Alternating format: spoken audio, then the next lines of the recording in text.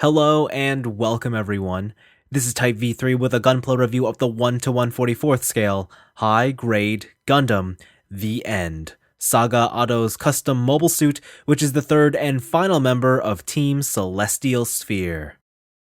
This model kit includes a total of 14 parts. There's 11 main runners in various sizes, 2 sets of polycaps, and 1 rather extensive sticker sheet.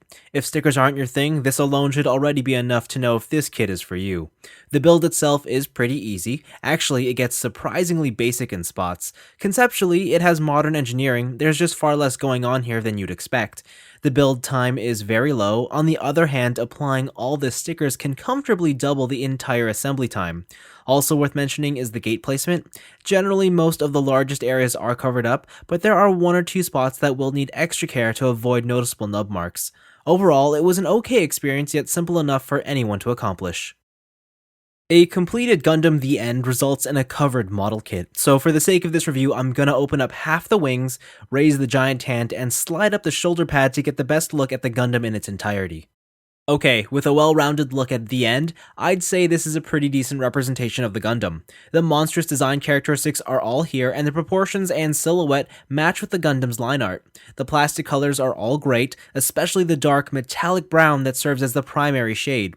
Part separation is simple and acceptable. However, when it comes to the stickers, well, it's safe to say that they are the absolute worst thing about this kit. First off, everything that's pink is a sticker, and they're all used on curved or vented surfaces, which lead to uneven results. Nowhere is this more apparent than the sides of the head, and it's just an unfortunate sight.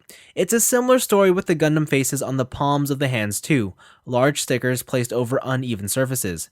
And yet, despite all these stickers, there's still not enough to finish the details. Vents on the backpack, legs, as well as the tops of the hands should be pink. The one positive is the shoulder pad sticker, which looks great. Of course, the key to solving the sticker issue is simply to paint in the details yourself, though that's easier said than done. I mean, it's difficult enough to paint in these intricate designs, but also having to paint bright, vivid colors over dark plastics is another problem in and of itself. Obviously, this is a task for experts. For other editions, well, there's not much else to add outside a couple panel lines here and there. Build Fighters anime fans will notice something is amiss. HG Gundam The End doesn't include his red cloak, and it's disappointing. Bandai themselves recommend using red tissue paper, and I suppose it works well enough. Personally, I'm indifferent on the matter. When it comes to height, Gundam The End stands at 5.5 inches tall. It's a good size, though by extending his wings and arms, he can cover a much larger display area. Before I can demonstrate articulation, I'm going to have to remove this wing section here. So these wings at the front are actually just connected together by 2 clips, one there and one here. And then as I demonstrated earlier, you can just rotate this top one around, flip it back, and then just leave it behind there. However you choose, you can do the same on the other side.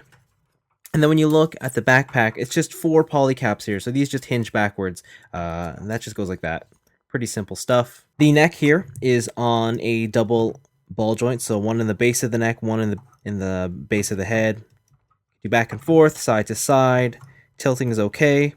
No real limitations in this head. For the torso, all you're going to get is a waist swivel, and that's it. There's no ab crunch, there's nothing. But there is good reason for that, because this piece here pops right off. Same with the bottom one. And you'll notice there's 2 tabs. Now, I had it on the bottom tab. When you reattach it, you can attach it to the top tab. Similar story with the top piece, like this. And now you have in a mouth, or at least in the show, this is where he would bite other Gundam parts. You stick something in there and then chomp. So it's a pretty cool effect. For the arms, we'll start with the big hands first. And as you notice, the back side of this piece here is connected on a polycap, goes back and forth. And there's another one at the top here that just rotates. And then it rotates again. It's basically 2. There's a hinge at the base of this palm, and these fingers, each of these fingers, they're all connected as one piece, so this whole thing just comes back in like this. There's a hinge for the middle knuckle, and then the thumb is just a little ball joint that can't really do much. So these hands are actually pretty limited. You can't really do much with them other than go high five. The actual arm is on a ball joint into a polycap. Now, most polycaps swing forward. This one doesn't. This one has the cut at the top, so it swings upwards, so you get some wicked high shoulder movement going on. The shoulder pad themselves, it's not a separate hinge, it's actually connected to the ball joint inside the torso, but there is a hinge for the arm itself. You do have a bicep rotation right there. There it is. It's at the lower end of the bicep. You have a double jointed elbow, pretty good, and a ball joint at the wrist. Okay, for the bottom half of the figure, right here, this hip skirt is just on a hinge and a swivel, so this can get out of the way. The front skirts, they are actually assembled separately, so this will just go forwards on its own. The middle is stationary. The hip themselves are universal joints, so they can go forwards, outwards, and they are connected by a T-bar, so they can go up and down just like that. You do have a thigh swivel. You do get a double jointed knee. Plenty of range, although it gets a bit messy back here with all this stuff. The ankles themselves, it's a hinge on a ball joint, so pretty decent range in every direction that you'd want. Side to side ankle tilt's a bit weak, but it's okay. And then the ankle guard just has some maneuverability. Articulation on Gundam The End is good. Each of the limbs have enough range for a variety of poses, and the backpack components can move well too. The stiff torso is the only real limitation, though its reasoning is justified. Accessories start with the model kit's hands.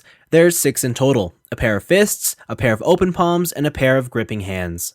That last pair is used for the Gundam's main weapons, a pair of revolvers stored on its hips, called Shot the End. Weird name, but they're pretty cool. It's not often you see a robot wielding 6-shooters. Next up are a set of accessories to assist the Gundam with performing one of its special attacks, the Dead End Finger. There's an extension for the hands, as well as a replacement face in the palms, which are more claw-like. These are all done through the use of parts forming. The only drawback is that you need to paint the claw areas on the faces red.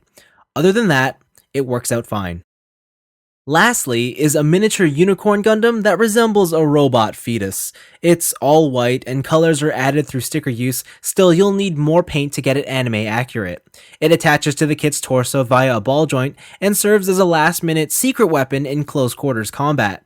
It's freaky and definitely gets points for originality. As a fan of the Gundam Build Fighters anime, I'm always expecting that the accompanying model kits resemble their on-screen counterparts as close as possible. This concept isn't new, as I'm sure every toy collector always wants a figure that perfectly matches its source fiction. So why am I bringing this up? Well, the high-grade Gundam The End, for as much as it tries, just doesn't have the presentation qualities that I seek. The differences between this kit and its animation model are slight, yet there's enough variation to serve as a fatal distraction. Add to that, it's a kit that relies on stickers over part separation. As a Build Fighters fan, I just can't love this HG. That said, if I remove the whining fanboy from inside me, my outlook changes dramatically. This is a Gundam with a monstrous aesthetic and an intriguing design appeal. Its gimmicks are downright weird yet oddly compelling. The build is easy enough for a novice, still this results in a full-featured robot.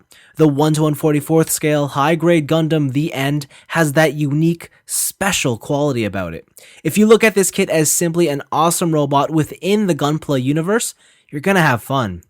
Although, if like me you're a Build Fighters fan first, that bite of fun will be finished with an aftertaste of disappointment. But that's all for me. Thanks for watching, and this puts an end to all the requests for a review on Gundam The End. Now don't bother asking for another one, because I guarantee it will be denied.